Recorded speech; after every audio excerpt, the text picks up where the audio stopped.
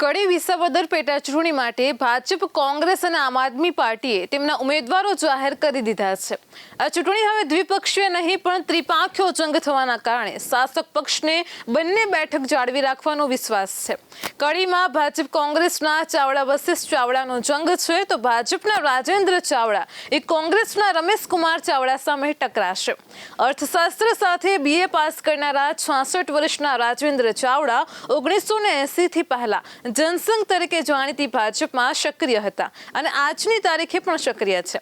અગાઉ તે તાલુકા પંચાયતની ચૂંટણીમાં વિજય મેળવી ચૂક્યા છે અને તેના પછી તે 1981 થી 1986 થી તાલુકા પંચાયતના પણ સભ્ય રહી ચૂક્યા છે। આ પહેલા 1981 અને 1983 માં સરકાર સામેના આંદોલનમાં ભાગ લઈ જેલવાસ પણ ભોગવી આવ્યા છે। કોંગ્રેસના તે સમયના શાસનકાળમાં ભાજપના ઘણા નેતાઓ અને કાર્યકરો જેલવાસ ભોગવી આવેલા છે। તેઓ વિધાનસભ્ય તરીકે સૌપ્રથમ ચૂંટણી 1985 માં ભાજપના ઉમેદવાર તરીકે લડ્યા હતા અને તેમાં તેમનો કોંગ્રેસના ઉમેદવારની સામે પરાજય થયો હતો। જો કે પરાજય થયો તેમ છતાં પણ તેમણે આપેલી લડતની ભાજપમાં નોંધ લેવાઈ હતી, કારણ કે તે સમય કોંગ્રેસનો હતો।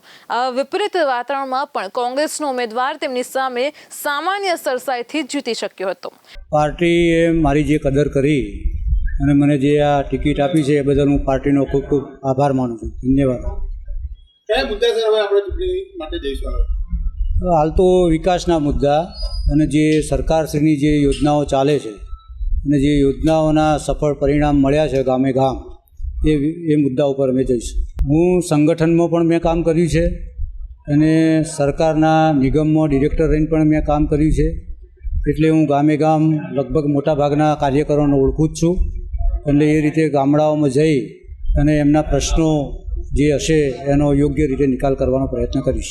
તેઓ 1981 થી 1984 સુધી ભાજપમાં અનુસૂચિત મોરચાના વડા હતા અને જ્યારે 1981 થી 1988 દરમિયાન ભાજપની કારોબારીમાં સભ્ય હતા। આ સિવાય 1993 થી 1995 દરમિયાન મહેસાણા જિલ્લાના ભાજપના અનુસૂચિત મોરચાના વડા હતા, જ્યારે 1999 થી 2003 સુધી ભાજપના મહેસાણા તાલુકાના કારોબારી સભ્ય હતા। આ ઉપરાંત તે 2003 થી 2006 સુધી ભાજપના મહેસાણા જિલ્લાના મંત્રી પણ રહી ચૂક્યા છે। આ ઉપરાંત તેઓ 2011 થી 2017 સુધી ગુજરાત અનુસૂચિત જાતિ વિકાસ કોર્પોરેશનના ડિરેક્ટર હતા। આમ તે પક્ષની અંદર વિવિધ સ્તરે જવાબદારી નિભાવી ચૂક્યા છે અને તેની સાથે કડીમાં ભાજપની મજબૂત સંગઠન શક્તિ પણ તેમણે જ મદદરૂપ નીવડશે। સાહેબ, મારી ઉમેદવારી ત્રીજી વખત થઈ છે। ખરેખર હું પાર્ટીનો ખૂબ આભાર માનું છું કે મને ત્રીજી વખત અહીંયા મારા ઉપર કળશ ઢોળ્યો છે। એ મારી ઈમાનદારીથી કોંગ્રેસ વાપરી છે। હું અહીંયા કદી કોઈ પાઈ પૈસો કોઈની પાસેથી કરપ્શન કરતો છું નહીં અને હું નિષ્ઠાથી કોંગ્રેસ પાર્ટીની સાથે એમના સૈનિક તરીકે હું અહીંયા કાયમ માટે આ કોંગ્રેસને મેં જાગતી રાખી છે। એનો મને બદલો આપ્યો છે પાર્ટીએ। કેટલો વિશ્વાસ છે અને કયા પ્રકારના વિકાસ કામો જરૂરી છે અહીંયા? સાહેબ, અહીંયા વિકાસના કામોમાં તો અમારે અહીંયા એક ટ્રોમા સેન્ટર જોઈએ, સારી અહીંયા રોડ રસ્તાને આ બધું સારું જોઈએ। અહીંયા નગરપાલિકામાં ખૂબ મોટો ભ્રષ્ટાચાર ચાલે છે, એમાં એની સામે થોડી જાગૃતિની જરૂર છે। એટલે હું ચૂંટાઈને આવીશ તો હું આ બધું વ્યવસ્થિત થાય એની હું જોગવાઈ કરીશ અને બધામાં હું મદદ કરીશ। જીત માટે કેટલો વિશ્વાસ છે? જ્યારે કોંગ્રેસના ઉમેદવાર રમેશ ચાવડા જાતિગત રાજકારણના ખંધા ખેલાડી માનવામાં આવે છે। તેમના પત્ની કડી નગરપાલિકામાં કોર્પોરેટર છે। રમેશ ચાવડા ભૂતપૂર્વ વિધાનસભ્ય પણ રહી ચૂક્યા હોવાથી રાજકારણના અઠંગ ખેલાડી મનાય છે।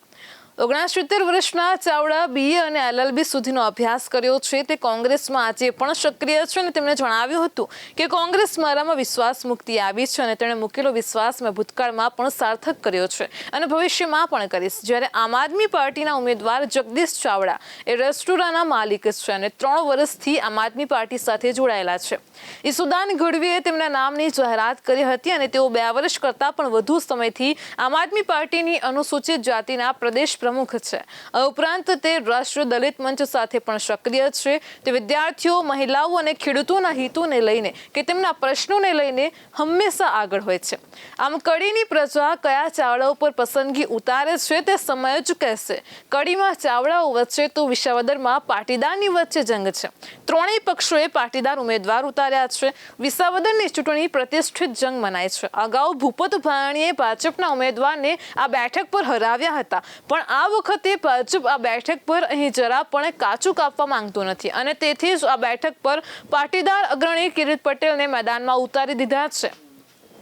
આમ આદમી પાર્ટીના ગજવેલા ઉમેદવાર ગોપાલ ઇટાલિયાને બરોબરની ટક્કર આપવા માટે ભાજપે લાંબી વિચાર વિમર્શ પછી કિરીટ પટેલ પર પસંદગીનો કળશ ઢોળ્યો છે. ભારત દેશના માનનીય લોકપ્રિય વડાપ્રધાન આદરણીય શ્રી નરેન્દ્ર મોદી સાહેબ, ભારત સરકારના ગૃહમંત્રી આદરણીય શ્રી અમિતભાઈ શાહ સાહેબ, ગુજરાત સરકારના માનનીય મુખ્યમંત્રી શ્રી ભૂપેન્દ્રભાઈ પટેલ સાહેબ અને ગુજરાત પ્રદેશ ભારતીય જનતા પાર્ટીના યશસ્વી પ્રદેશ અધ્યક્ષ આદરણીય CR પાટીલ સાહેબનો હું ખૂબ ખૂબ આભાર માનું છું કે વિસાવદર વિધાનસભાની પેટા ચૂંટણીમાં મને ઉમેદવારી કરવાની તક આપી. આજે અમે અમારું નોમિનેશન ફાઇલ કરવાનો છેલ્લો દિવસ છે, એટલે આજે ફોર્મ ભરવાના છીએ અને આગામી દિવસોમાં વિસાવદર વિધાનસભામાં ભારતીય જનતા પાર્ટીનો જ્વલંત વિજય થાય એ માટે ભારતીય જનતા પાર્ટીના કાર્યકર્તાઓ કમર કસવાના છે અને આમ આદમી પાર્ટી હોય કે કોંગ્રેસ પાર્ટી હોય એને હરાવી અને ભારતીય જનતા પાર્ટી અમારા વિસ્તારમાં વિકાસની રાજનીતિ તરફ અમે આગળ વધશું એનો હું આપ સૌને વિશ્વાસ અપાવું છું. કિરીટ પટેલ એન્જિનિયરિંગ સ્નાતક છે અને તેમનું વીજળીના એન્જિનિયર્ડ કરતા આવડે છે. તે કૃષિ અને બાંધકામ ક્ષેત્રમાં સક્રિય છે. જૂનાગઢ ભાજપના યુવા પ્રમુખ તરીકે 2009 થી 2015 દરમિયાન સેવા પણ આપી ચૂક્યા છે. આ ઉપરાંત તે 2015 થી જૂનાગઢ જિલ્લા ભાજપ પ્રમુખ તરીકે પણ કાર્યરત છે. તેમણે તાલાલા અને જૂનાગઢ APMCના ચેરમેન તરીકે સારી કામગીરી બજાવી છે અને તે જૂનાગઢ સહકારી બેંકના ચેરમેન છે. આમ તે સ્થાનિક સહકારી ક્ષેત્ર પર મજબૂત પકડ ધરાવે છે અને તેની સાથે સ્થાનિક પાટીદાર સમાજ અને સંસ્થાઓમાં પણ તેમનો દબદબો છે. તેથી ભાજપ પણ તેમને પરફેક્ટ ચોઇસ માને છે. કોંગ્રેસ પાર્ટીએ અત્યાર સુધીમાં NSCY થી લઈ યુથ કોંગ્રેસ, મોટી કોંગ્રેસ, પછી હું અત્યારે ચાલુ તાલુકા કોંગ્રેસનો પ્રમુખ છું અને પાર્ટીએ આ કસોકસ વાળી ચૂંટણીમાં જ્યારે ગુજરાતમાં એક જ સીટની ચૂંટણી હોય, આખા ગુજરાતની નજર વિસાવદર ઉપર હોય, સામેના ઉમેદવાર એવા સબળ હોય અને મારી પર ભરોસો મૂકીને મને જે ટિકિટ આપી છે એના માટે હું દિલથી તનતોડ મહેનત કરીશ અને હું પહેલા તો અમારા પ્રદેશ મોવડી મંડળ અને રાહુલ ગાંધીજીનો હું ખૂબ ખૂબ આભારી છું કે આવડી મોટી ચૂંટણીમાં એને મારા ઉપર ભરોસો મૂક્યો અને મને ટિકિટ આપી. મુદ્દા તો અમારી પાસે બહુ છે. વર્તમાન સરકારે અત્યાર સુધીમાં કઈ કર્યું જ નથી. ખોટા મોટી મોટી ભાષણો અને મોટા વચનો જ આપે છે. એ વચન પ્રમાણે કઈ કર્યું જ નથી વર્તમાન સરકારે.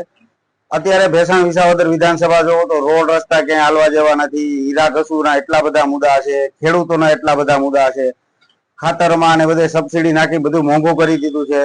ગરીબ માણસો હેરાન છે. BPL માંથી નામ કાઢી નાખ્યા છે. કોઈને સવારિયા પ્લોટ નથી મળતા. કોંગ્રેસે નીતિન રાણપરિયાને ઉમેદવાર જાહેર કરીને બતાવી દીધું છે કે આ બેઠક ફક્ત સમખા પૂરતી લડી રહી છે. તેના કોઈ પણ પ્રકારના સત્તા વિરોધી પવનનો લાભ લેવો નથી. કોંગ્રેસે આ બેઠક માટે નીતિન રાણપરિયાને મેદાનમાં ઉતાર્યા છે. 10મું પાસ નીતિન રાણપરિયા તાલુકા પંચાયત અને જિલ્લા પંચાયતના સ્તરે કોંગ્રેસમાં વિવિધ ભૂમિકા નિભાવી ચૂક્યા છે. તેમણે હવે સામા પ્રવાહે તરવાનું આવ્યું છે. તેમનો આધાર ખેડૂતોના અસંતોષ પર છે. જોકે ઘણા લોકો કહે છે કે આપ અને કોંગ્રેસ વચ્ચે જોડાણ ન થવાના લીધે સીધો જ શાસક પક્ષને ફાયદો થશે. બધા જ ઉમેદવારોમાં સૌથી વધુ ચર્ચાસ્પદ હોય તો તે ગોપાલ ઇટાલિયા છે. તે ભલે અગાઉ સુરતમાં વિધાનસભા ચૂંટણીમાં હારી ગયા, પરંતુ તે ચર્ચામાં રહેવા માટે જાણીતા છે. એડવોકેટની ડિગ્રી ધરાવતા ગોપાલ ઇટાલિયા પોલીસની નોકરીમાંથી રાજકારણ તરફ વળ્યા અને આ દરમિયાન એટલું તો શીખી ગયા છે કે કોઈ પણ રીતે ચર્ચામાં રહેવું જરૂરી છે.